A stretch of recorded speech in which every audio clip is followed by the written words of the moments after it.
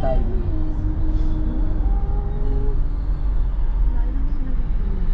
Ay, marami rin pala mga tao.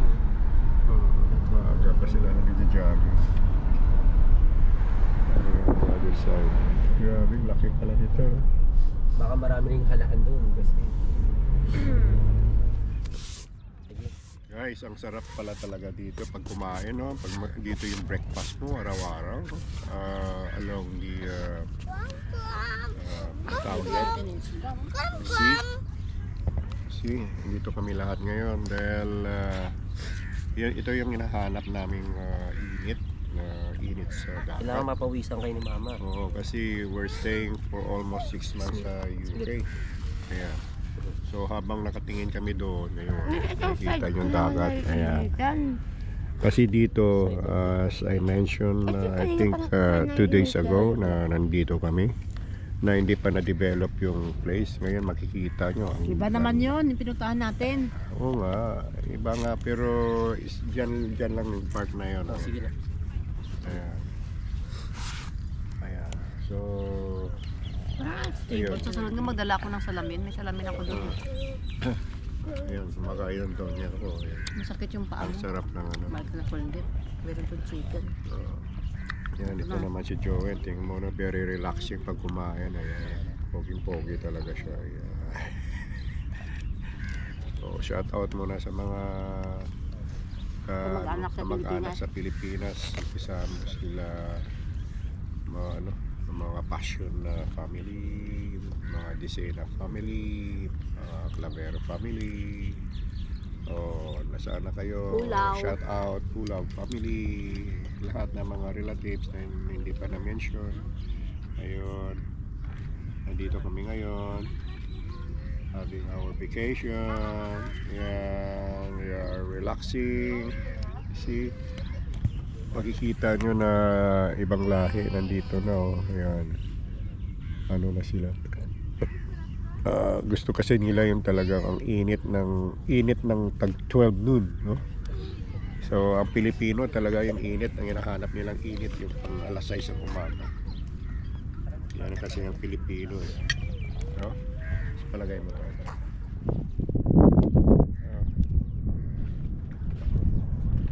Papa, ang daming isda dito.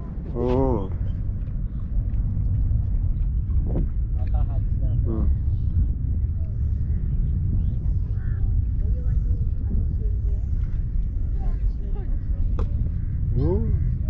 Tama lang. Okay, tama lang yan dyan. Huli. Ay, huli? Oo. Laki.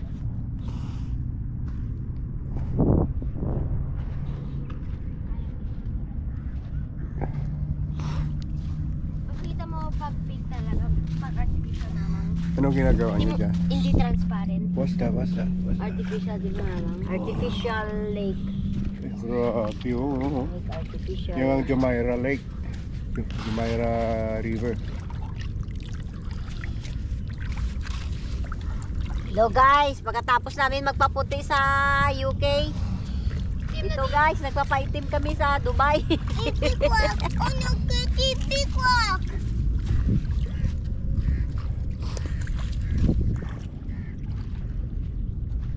Ganda kasi ng mga dagat dito eh. Tipikwak! Ano ko talaga? Linaw. Tipikwak! Tingnan, nawawala na yun. Lagay tayo ng sand. Dapat Lahat.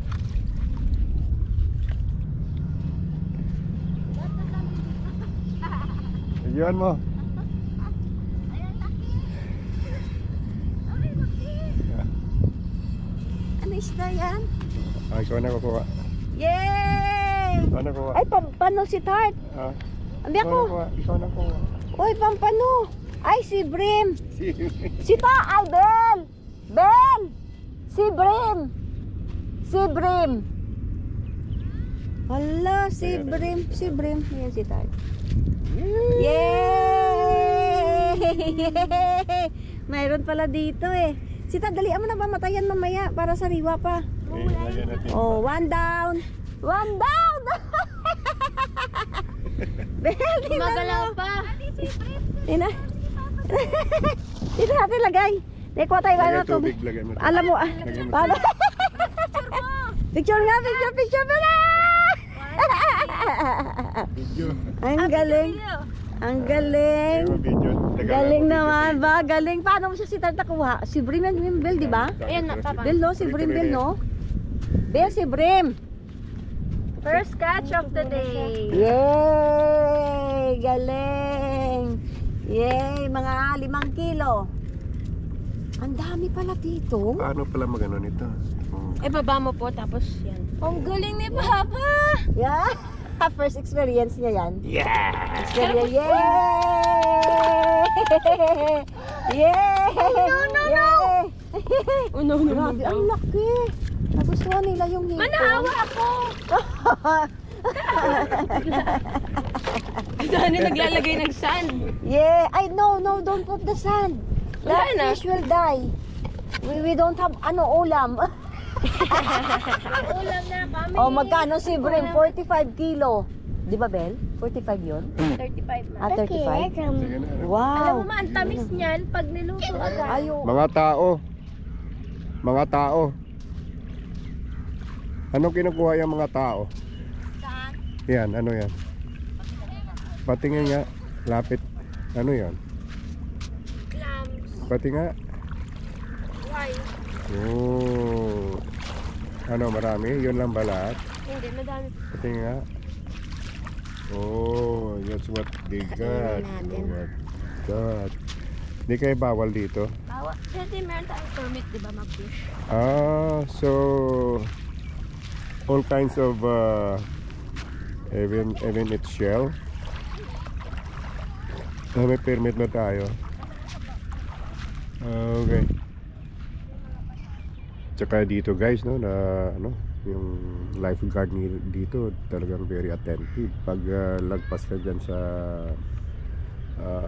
line na yan na mayroong red balls, yung buoyant na yellow na yan, ay talagang ano, pipituan ka ng lifeguard doon, nakatayo sa dulo.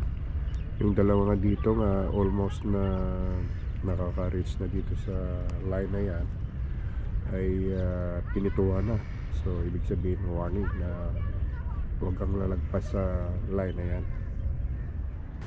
Talagang napaka ganda ng pagka-design ng beaches nila dito. Kaya nakikita nyo itong may mga puno ay talagang ginawa nila to sa gitna ng tubig na yan. At sa other side, the same thing. Pari-pariyo talaga at saka uniform yung ganitong design. Kaya pag sa dulo, makikita mo yun doon ang kagandahan ng horizon. Ayan, ang kabuuan niya, pag nandito ka sa buhangin, nandun sa dulo, makikita Kanya lang mo yan. kaliit yun. Ang ginawa nilang may mga greens doon na hindi ka pwedeng tumawid o whatever. Tapos may mga puno. Ang galing talaga. Napaka paggawa ng beaches dito. So far ay medyo nakikita nyo na konti lang tao. Winter kasi, kahit ganito yung winter ay sunny day. Yeah. Tsaka ditong part naman ay ang entrances, no? Makikita nyo yan. May tinanim silang mga flowers sa harap. Ayun. Tsaka napakalayo yun talaga. Siguro mga 7 kilometers. Hindi lang yan. I'm not sure kung talaga how far, but very far, no? To walk. At kung titignan natin, yan, ay ipapakita ko sa inyo kung gaano kalayo yun on both side yun. At uniform yung mga trees na tinanim nila. Biro mo guys. So talagang napakaganda. At dito it's free, walang entrances, kaya anytime whoever wants to go here early in the morning and until 9 o'clock in the evening. Ayan, makikita yung mga yung mga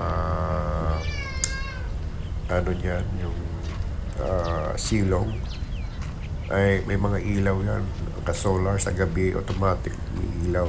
So good thing na we arrive early here in the morning at dito na kami sa isang umbrella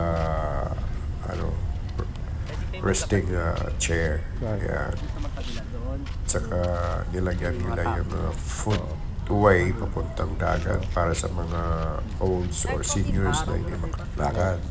Hello guys, so this is our second day, no? At last time we already visited this place. Makikita niyo yung napakagandang beach dito sa Almanzar. Almanzar, yeah. Almanzar, not Almanzar. Ayun. At talagang na-develop na talaga ang lugar dito, no? Napaka-organize yung paggawa nilang mga seawall. Yan. Dati kasi wala palang mga ano yan, yung bato dyan sa gitna, oh. At saka lakas daw ng waves. Ayun. Bawat ano dito, may ginawa silang division by division. Mayroong beaches dito. Ayan. At saka doon. Yun ang pamili ko doon. Yan. At kung wala kang makikita nga naliligo dito, siguro maya maya pa kasi it's winter. Ayan. At ang tahimik ng tubig, ang gandang lumangoy, pero malamig. Ayan, marami pa ng isda na naman nangoy doon. Ayun. Tsaka develop na ang lugar. Napakaganda ang pagkagawa. Tsaka ang lalaki ng mga bato dito. Ayan. Okay guys, so we're done for today, no? At isang isda lang nahuli namin for the meantime. And I'm sure next time when we're going back, so I hope na makarami kami. Now, we're way home, and before that, ay dadaan mo kami sa fish port, no? Nakapunta na kami doon last 3 years ago, but my son wants to buy some seafoods. Ayun. So we're here now, and I think it's all the same. Ayan, ay katatapos na nila bumili ng isda. Hindi na kami sumama, kundi bumili na lang ng ilang kilo doon. Ibagsakan kasi dito ay sa fish port, no? At makikita mo mga iba-ibang seafoods inside.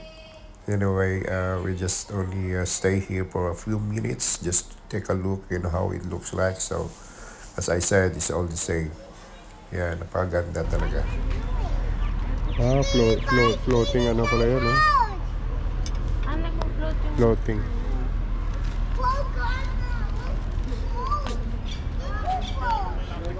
Ganun pa rin.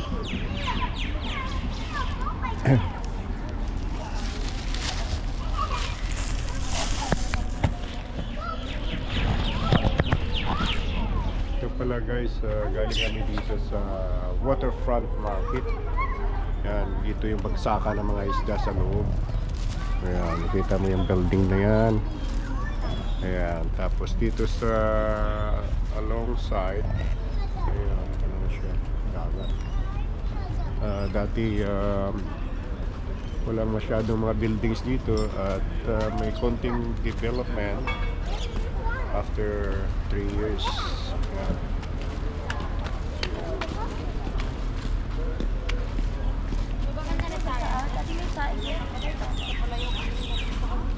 Oh, nayaan nyo doon si